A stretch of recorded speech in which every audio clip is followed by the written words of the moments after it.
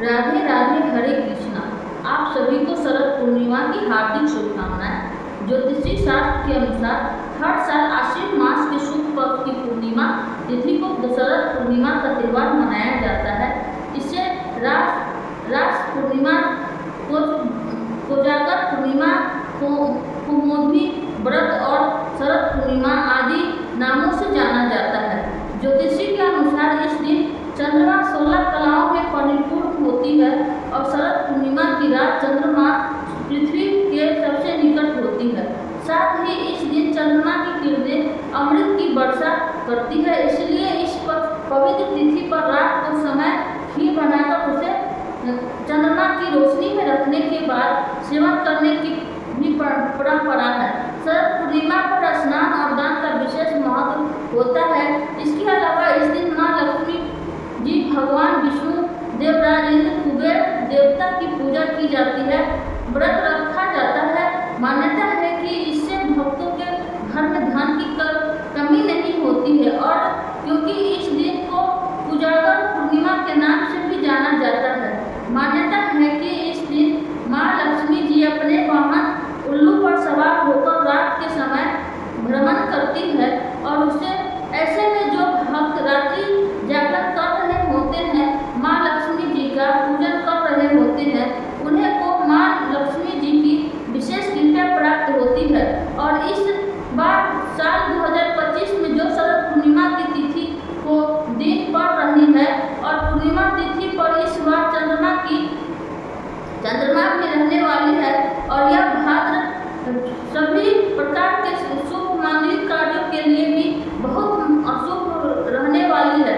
तो ऐसे पूजन करें कि भाद्रा का अशुभ प्रभाव आपकी पूजा पाठ पर न हो। किस तरह के से आप पूजा कर सकते हैं, किस समय खीर बनाकर रखें और भाद्रा की शांति के लिए, भाद्रा के अशुभ प्रभाव से बचने के लिए किन किन विशेष मंत्रों का जाप आपको करना होगा। इस वीडियो के अंत में आप जान लेते हैं शरद पूर्णिमा की सरल और आसान पूजा विधि के बारे में। पूर्णिमा तिथि के दिन हो सके तो ब्रह्म मुहूर्त में उठकर किसी पवित्र नदी, जलाशय, कुंड या तालाब में स्नान करें। इसके बाद आप सूर्य देवता को अर्घ्य दें। यदि पवित्र नदी में डुबकी लगाना संभव न हो तो घर पर ही नहाने के पानी में गंगा जल मिलाकर पहले तुलसी की जड़ की थोड़ी सी मिट्टी अपने शरीर पर, अपना माथे पर लगाकर फिर स्नान करें। स्नान करते समय गंगा, यमुना, सरस्वती आदि पवित्र नदियों का स्मरण करें। साफ, स्वस्थ, पीले या हल्के रंग के वस्त्र धारण करके सूर्य देवता को तांबे के लोटे में जल भरकर उसमें अक्षत, रोड़ी, कुमकुम डालें, लाल पुष्प डालें, सूर्य देवता को जल का अर्घ्य दे। फिर सूर्य दिशा की ओर मुंह करके मंदिर में बैठे और अपने दाहिने हाथ में जल और पुष्प लेकर यदि पूर्णिमा का व्रत रखना चाहते हैं तो व्रत रखने का संकल्प ले।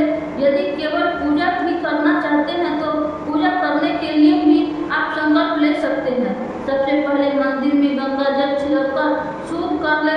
एक चौकी बिछाएं, फिर बिछाकर साफ पीला वस्त्र बिछाएं और चौकी के ऊपर भगवान श्री कृष्ण, भगवान विष्णु, माँ लक्ष्मी की प्रतिमाएं स्थापित करें। शालिग्राम भगवान जी को हो तो शालिग्राम भगवान जी का भी पूजन करें। इस दिन करना चाहिए। सबसे पहले गणेश भगवान की प्रतिमा या तस्वीर की स्थापना करें। मंदिर में विराजित प्रतिमाओं को स्नान कराएं, जल का छींटा देकर स्नान कर भाव करें और सभी सामग्रियों को जल छिड़ककर शुद्धिकरण कर ले। स्वयं पर भी गंगा जल छिड़के और उसके बाद धूप दीप जलाकर पूजा प्रारंभ करें। भगवान गणेश, भगवान विष्णु और माँ लक्ष्मी जी को तिलक लगाएं। माँ लक्ष्मी जी को इस दिन लाल गुलहर के या गुलाब के पुष्प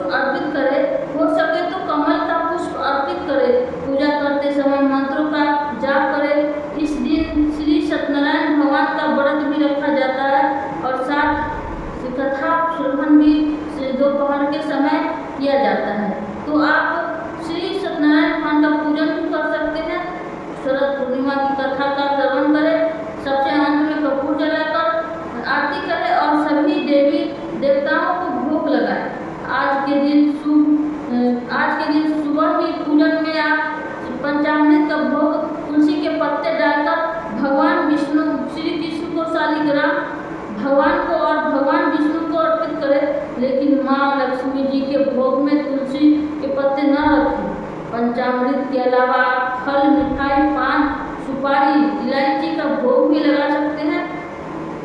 मंदिर में कुछ दक्षिणा रखें और कपूर जलाकर आरती करने के बाद सबसे अंत में क्षमा याचना करें।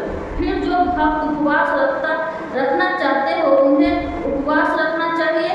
दिन भर उपवास रखने के बाद शाम को चंद्रमा उदय होने से पहले एक बार फिर से स्नान करें। साफ स्वस्थ कपड़े पहने।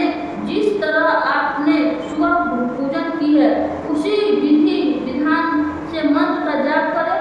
इसके करके शाम की पूजा में और एक लोटे में जल भरकर उसमें अक्षत, शक्कर और सफेद पुष्प डालकर चंद्र देवता को ओम सब चंद्रम सब नमक कहते हुए चंद्रमा को अर्घ दे और अपनी ही जगह पर खड़े होकर 3, 5 या 7 बार परिक्रमा करें। धूप दीप दिखाकर चंद्र देवता की आरती उतारे। इस दिन चंद्रमा की ओर निहारने से आंखों की रोशनी बढ़ती है। नेत्र संबंधित रोग बहुत हद तक दूर होते हैं। इसी चंद्रमा की ओर आपको लगातार निहारना चाहिए और चंद्रमा की रोशनी में भी रहना चाहिए, क्योंकि इस दिन चंद्रमा से अमृत की वर्षा होती है। फिर शाम की पूजा में भी आपको चंद्रमा उदय होने के बाद रात के समय जब आसमान में पूरी तरह से चंद्रमा की रोशनी बिखर जाए, गाय के दूध से बनी हुई खीर उसमें केसर डालकर एक पात्र में रखकर चंद्रमा की रोशनी में रखें। खुले आसमान के नीचे रखें और ध्यानपूर्वक रखें। जाली ढक कर रखें ताकि कोई भी कीड़ा आदि खीर में न गिरे।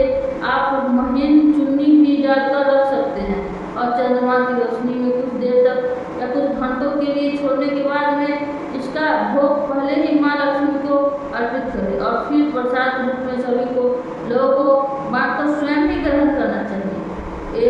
कुछ लोग पूरी रात के लिए चंद्रमा की रोशनी में खीर रखकर छोड़ देते हैं। यदि आपके यहाँ पर भी ऐसी सुविधा है तो आप भी रख सकते हैं, नहीं तो एक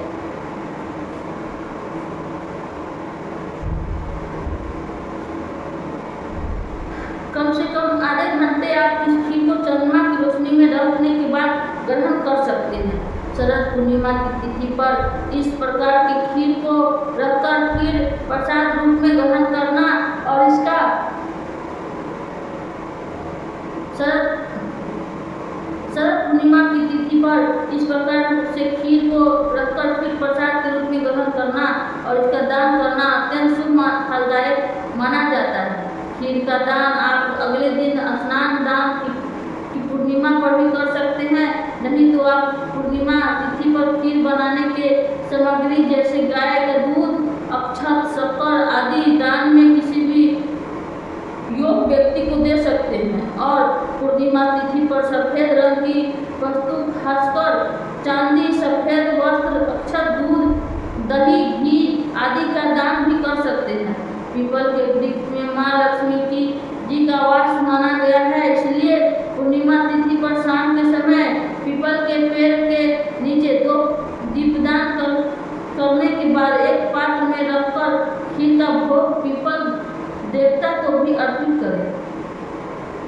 तुलसी की जी भगवान विष्णु की अति प्रिय होती है और बिना तुलसी जी की पूजा के भगवान विष्णु की पूजा अधूरी रहती है। तो तुलसी माता की पूजा करें और भोग में तुलसी के पत्ते रखकर ही भगवान विष्णु को तुलसी माता की पूजा करें। भोग में तुलसी के पत्ते ही भगवान विष्णु को भोग लगाएं। ऐसा करने से भक्तों पर भगवान श्री कृष्ण की कृपा पूरे वर्ष पर बनी रहती है। साल 2025 में शरद पूर्णिमा की तिथि 6 अक्टूबर सोमवार को दोपहर 12:24 से शुरू हो रही है। इसका समापन 7 अक्टूबर मंगलवार को सुबह 9:16 पर होगा। देखा जाए तो पूर्णिमा तिथि 2 दिन है, लेकिन पूर्णिमा का व्रत इस बार 6 अक्टूबर सोमवार को रहेगा। इसी दिन श्री सत्यनारायण भगवान की भी व्रत रखा जाएगा और खीर भी आप इसी दिन रात के समय बनाकर रखें, क्योंकि रात में पूर्णिमा तिथि विद्वान रहती है। रहेगी तो अक्टूबर को पूर्णिमा का स्थान दान किया जाएगा और कार्तिक पूर्णिमा का स्नान भी किया जाएगा। इस बार पूर्णिमा तिथि पर भाद्र भी लग रही है, जो कि दोपहर 12:23 पर सोमवार से शुरू हो जाएगी। यानी सोमवार को जिस समय पूर्णिमा तिथि लगेगी उसी समय से भाद्र की प्रारंभ हो जाएगी और भद्रा काल रात 10:53 पर समाप्त होगी। देखा जाए तो लगभग आधे दिन तक भद्रा काल रहने वाला है। इसी बार भद्रा का वास मृत्यु लोक में रहेगा और जब मृत्यु लोक में भद्र का वास होता है तो सभी प्रकार से के जितने भी शुभ मांगलिक कार्य हैं उन सभी को करना वर्जित बताया जाता है। लेकिन पूजा पाठ संबंधित कार्य भद्रा के समय में भी किया जा सकता है। भद्रकाल के दौरान मुख्य रूप से मुंडन संस्कार, विवाह संस्कार, गृह आरंभ, कोई नया व्यवसाय, गृह प्रवेश करना या शुभ यात्रा करना, शुभ उपदेश के लिए जाने वाले सभी कार्य का खास तौर पर पूर्णिमा के दिन रक्षाबंधन आदि त्यौहार को मनाना शुभ नहीं माना जाता। जब भाद्र का वास मूल्य मृत्यु लोक में रहता है, लेकिन पूजा पाठ जो हम पूर्णिमा के दिन करते हैं या खीर बनाकर चंद्रमा की रोशनी में रखते हैं, इस तरह से कार्य हम कर सकते हैं।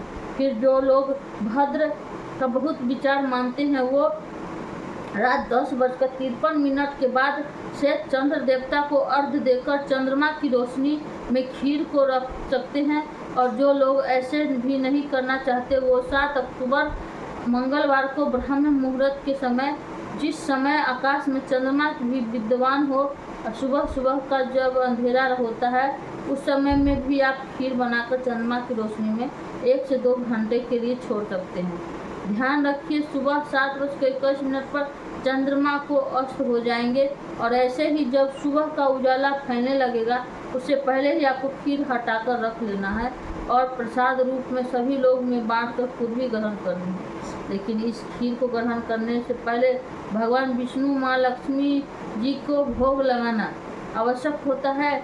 महर्षि कश्यप के अनुसार जो कोई भी प्राणी अपना जीवन सुख बनाना चाहता है, आनंद पूर्वक जीवन व्यतीत करना चाहता है, उसे भाद्र काल के दौरान कोई भी शुभ काम नहीं करना चाहिए। यदि भूलवश ऐसा काम हो जाए जो इसका शुभ फल नष्ट हो जाए, इसलिए इस बार भी भाद्र के दौरान आप कोई भी शुभ काम जो आपको बताए गए हैं वह करने से बचें। अगले दिन आप शुभ काम कर सकते हैं क्योंकि 7 अक्टूबर को राहु काल के समय को छोड़कर पूर्णिमा तिथि समाप्त होने से पहले आप जो भी शुभ कार्य करना चाहते हैं वह कर सकते हैं।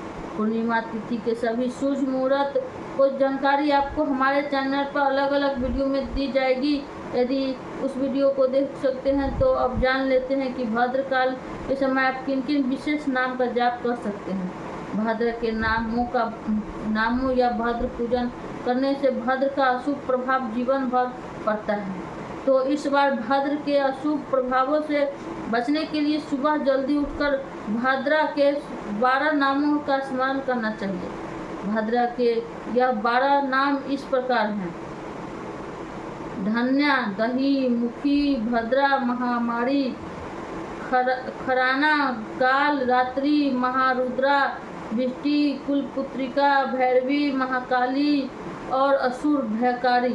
भद्रा का वास स्वर्ग, पाताल या पृथ्वी यानी तीनों लोक में होता है। यह जब भद्रा का वास पृथ्वी लोक पर होता है यानी मृत्यु लोक पर होता है तो उसे अशुभ माना जाता है। लेकिन जब भद्रा का वास स्वर्ग लोक में, पाताल लोक में होता है तो यह शुभ फलदायक हो सकता है। पौराणिक मान्यता के अनुसार भद्रा सूर्यदेव और उनकी पत्नी छाया की पुत्री थी। जब शनिदेव की बहन थी और उनका स्वभाव भी शनिदेव की तरह कठोर और क्रोधी माना गया था। भद्रा का रूप भयावह बताया गया कि कुछ ग्रंथों में उन्हें काले वर्ण, लंबे बालों, बड़े दांतों और गधे के मुख वाली त्रिपाद यानी 3 पैरों वाली कन्या के रूप में वर्णित किया गया है। उनका जन्म राक्षस के संहार के उद्देश्य से हुआ था, लेकिन उनकी उद्दंड प्रकृति ने देवताओं और मनुष्यों के लिए ही समस्या खड़ा कर दी। भाद्रा का नाम जो शाब्दिक रूप से कल्याणकारी का प्रतीक है, लेकिन यह उनके प्रभाव के दौरान प्रतीत होता है। जन्म लेते ही भाद्रा के यज्ञों पूजा पाठ आदि मांगलिक कार्यक्रम में विध्वंस डालना शुरू कर दिया। उनकी हरकतों से देवता, दानव और मनुष्य सभी परेशान हो गए। भाद्रा की इस उद्दंडता को नियंत्रित करने के लिए सूर्य देवता ने ब्रह्मा जी से सहायता मांगी। ब्रह्मा जी ने भाद्रा को समझाया और उसे पंचांग के विशिष्टीकरण में स्थान दिया। उन्होंने भाद्रा से कहा कि तुम बल, बालक, कलव आदि कारण के अंत में निवास करने वाली हो। जो कोई तुम्हारे समय में गृह प्रवेश, विवाह, रक्षाबंधन जैसी शुभ कार्य करे, तुम उन्हें कार्य में बाधा डालना। जो कोई तुम्हारा सम्मान न करे, उसके कार्य को नष्ट कर देना। इस प्रकार भाद्रा विशिष्टीकरण के रूप में स्थापित हो गई और वह 3 लोक, स्वर्ग, पाताल और धरती लोक पर विचरण करने लगी। शरद पूर्णिमा की उज्ज्वल चांदनी में ही भगवान श्री कृष्ण ने बंसीवट में गोपियों संग महारास रचाया, जिसे देखने स्वयं महादेव भी गोपी का रूप धारण करके पधारे थे। महाराज की लीला में चंद्रमा वही ठहर गए, चंद्रमा अस्त होना भूल गए, यमुना जी का प्रभाव तक रुक गया, सभी दिशाएं अपनी अपनी जगह पर ठहर गए। और इस दिव्य महाराज को देखते हुए ब्रह्मा जी भी सृष्टि का संचलन करना मानो भूल से गए।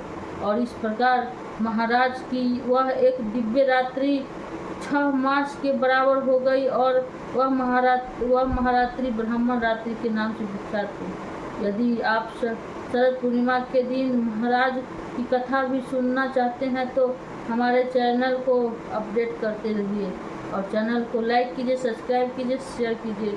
नमस्कार सभी को।